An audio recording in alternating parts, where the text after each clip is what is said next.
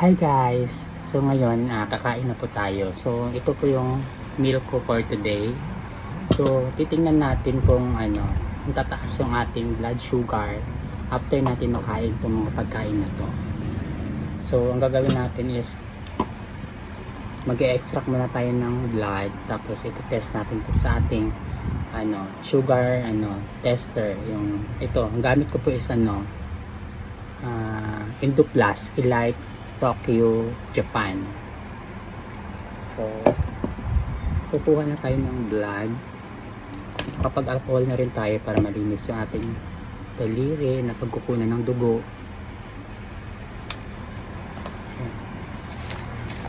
So yung unang labas ng dugo is linisin lang natin. Tapos yung pangalawa, yun yung iti-test natin. Ayan siya.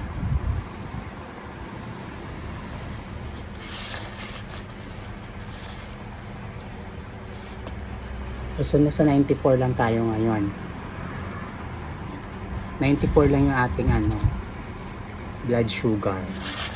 So after 2 hours, mag-test ulit tayo para tapos natin kainin to.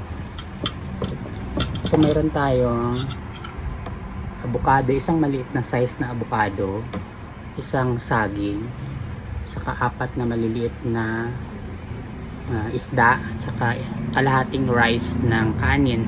So actually guys, hindi talaga ako nagra-rice. So ngayon lang, for the sake na malaman ko lang talaga kung anong effect ng rice sa aking blood sugar, is nagtry ako. Tapos meron tayong munggo, ayan, for the source of protein na rin, saka yung isda. Pero itong rice natin is brown rice. So kain na tayo.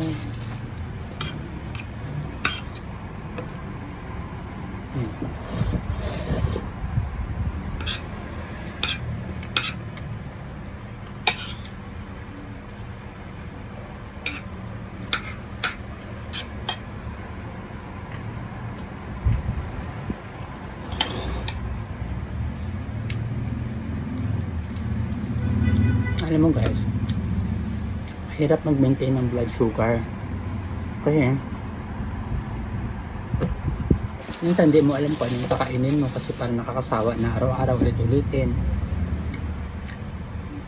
Minsan nag-e-egg ako, ganun. So ngayon, ito muna yung pinaka-meal ko.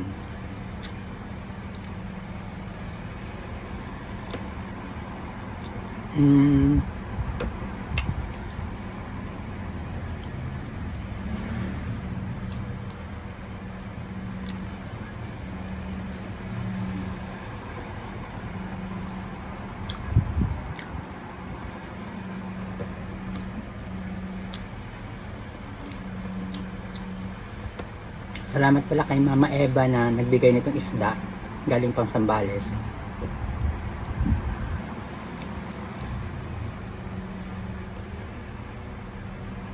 Sarap. Nadinala ni Bex Reyna. Thank you so much. Itong saging naman, nabili ko lang to sa palengke. 45 pesos ang kilo. Same with avocado. Avocado naman, maliliit lang siya pero lagkitan, masarap. 90 pesos ang kilo. Medyo nagmura-mura na ngayon.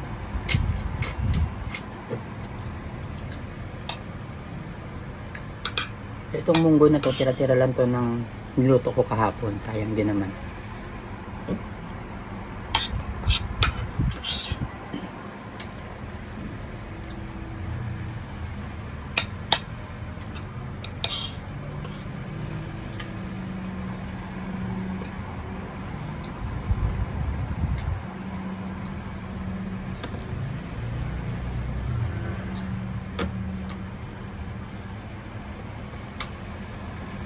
Sarap ng isda.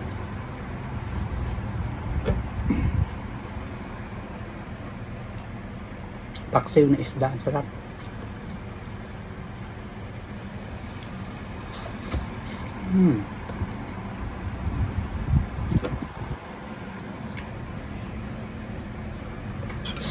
Ay, nahulog.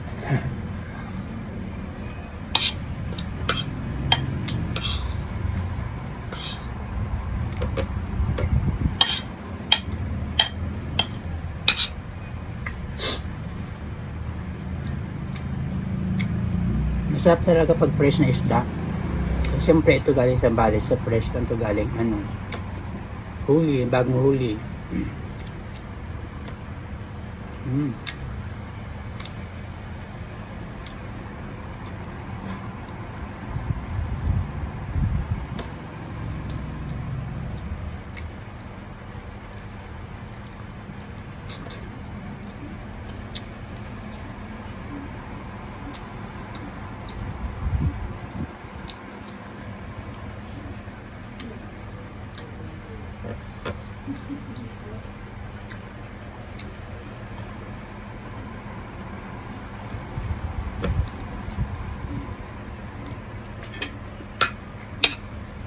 Sarap.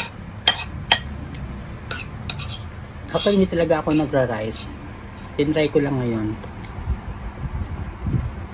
Kasi yung main carbs ko dito ako kumukuha. Hindi ko alam kung kasi di ba pag starchy, rin, may mga carbs din yan.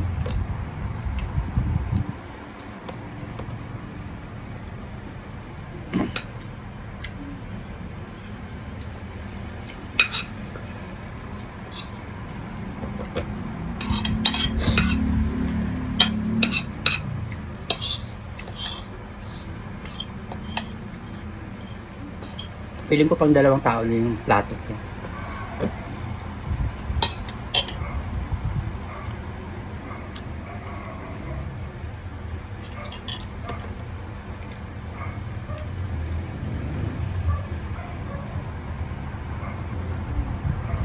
Sarap talaga. Sarap ng isda.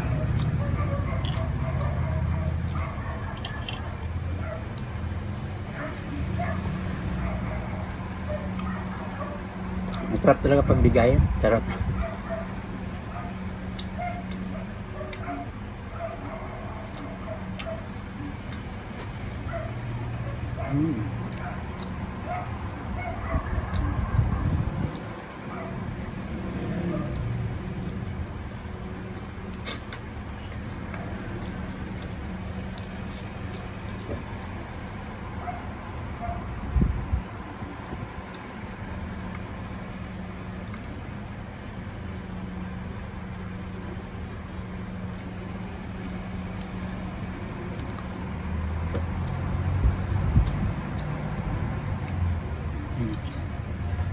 Yan, avocado.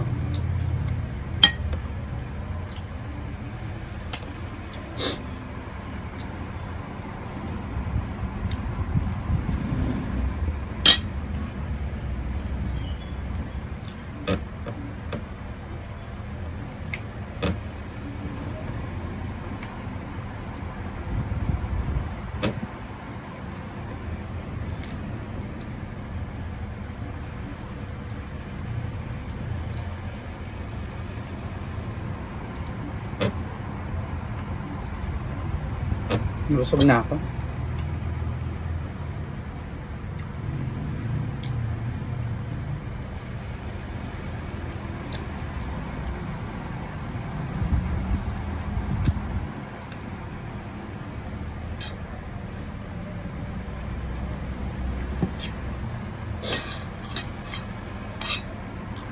Feeling ko kalahati ang mga kakain ko.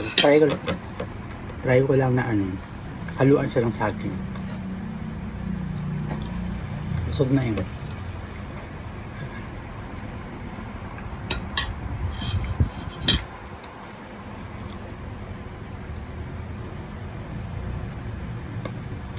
Tapos, mag-test tayo mamaya after 2 hours kung nag-spike ba yung sugar natin. Okay?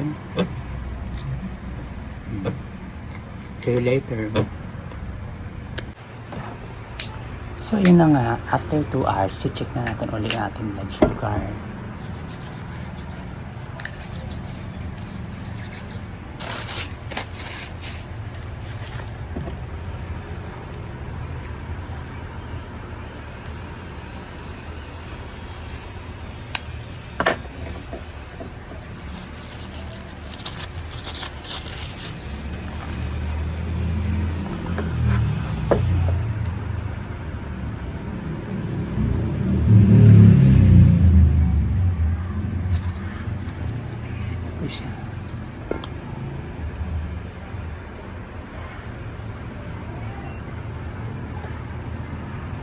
God, laki ng tinaas. So, magbawas-bawas tayo kung ano yung kinain natin. Kanina, baka rice, doon sa rice.